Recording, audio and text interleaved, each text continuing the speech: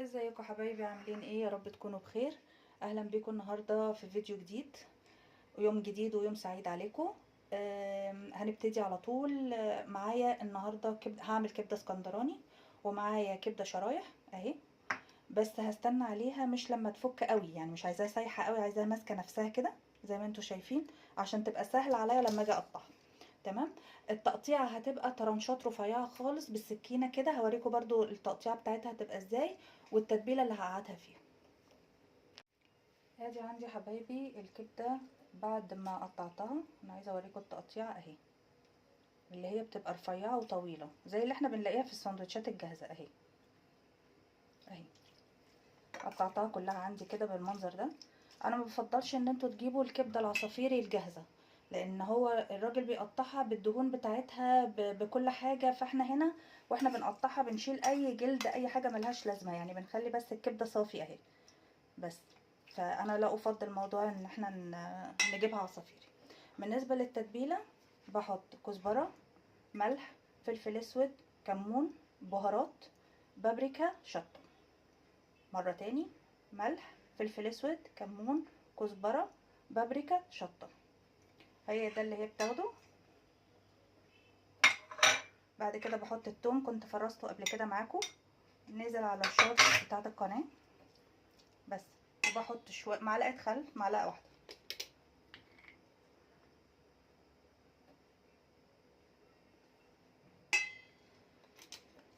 والليمونه هقطعها وعصر وليمونه بس. ادي كل التتبيله. هنا بعد ما عصرت الليمونه وحطيت كل المكونات عليها، التومه اهي. انا حطيت تومه حته صغيره لان انا عايزه ريحه بس فيها، بس انا بحاول اسهل الدنيا عليكي، يعني على اساس ان انت لما تيجي تسويها تبقى الدنيا سهله. وهي كده هتبتدي تشرب بقى من التتبيله اللي انا حطيتها لغايه ما اجي اعمل، لغايه ميعاد الغدا، لغايه ما اجي اسويها بقى التسويه النهائيه يعني. فانا بحب شويه ان الحاجه تقعد في التتبيله علشان طعمها بيفرق. ميرسي جدا لكل اللي كتب لي كومنتات، انا رديت عليكم كلكم، ميرسي خالص. وميرسي لتشجيعكم ليا. ما تنسوش بقى اللايك والسبسكرايب للي اول مره يشوف القناه، ويفعل زرار الكل. هبتدي بقى حبايبي اسوي الكبده عادي عندي. هنا الخلطه بقى ابتدت تطلع ريحه البهارات بتاعتها اللي احنا حاطينها والتتبيله الحلوه التحفه دي. انا بحب لما اشتغل في الحاجه تكون ليها ريحه مميزه كده، بتبقى حلوه قوي ومشجعه على الاكل اساسا. بصوا هنا الزيت بس يسخن، انا مستنياه يسخن شويه عشان ايه؟ احط الكبده تاخد صدمه. هنا الزيت عندي سخن، هنزل الكبده بالتتبيله.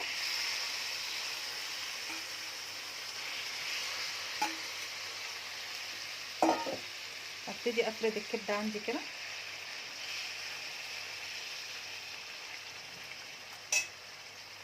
بالمنظر ده، تاخد بس لون من تحت وابتدي اقلبها.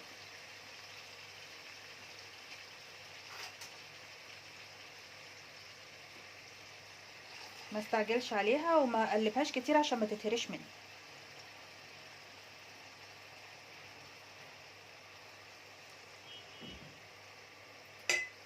الريحه جباره يا جماعه، الريحه حلوه جدا. وممكن طبعا لو انا عايزه اضيف فلفل رومي متقطع صغير تمام، فلفل حامي متقطع صغير تمام، اللي انتوا عايزينه. بس انا بديكي بس اساس الوصفه، وانتي بقى تزودي اللي انت عايزه تزوديه، كل واحده وذوقها في الاكل.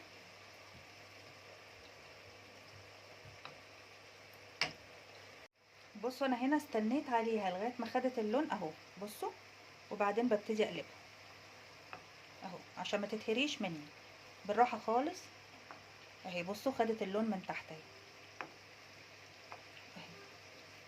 كده،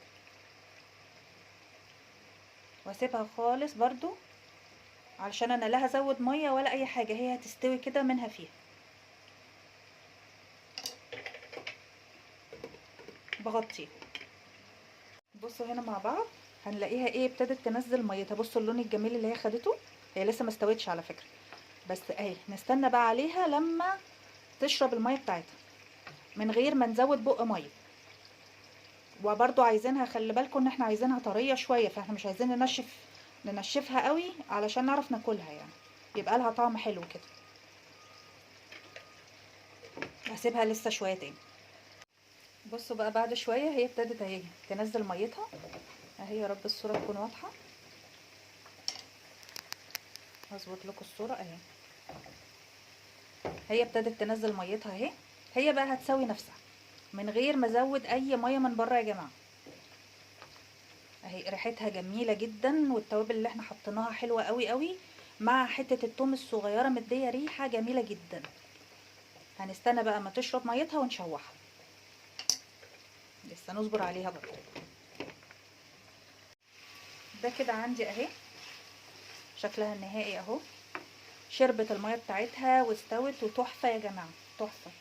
عايزه اوريها لكم من قريب اهي. شكلها اهو تحفه بجد اهي. وطريه يا جماعه مش ناشفه.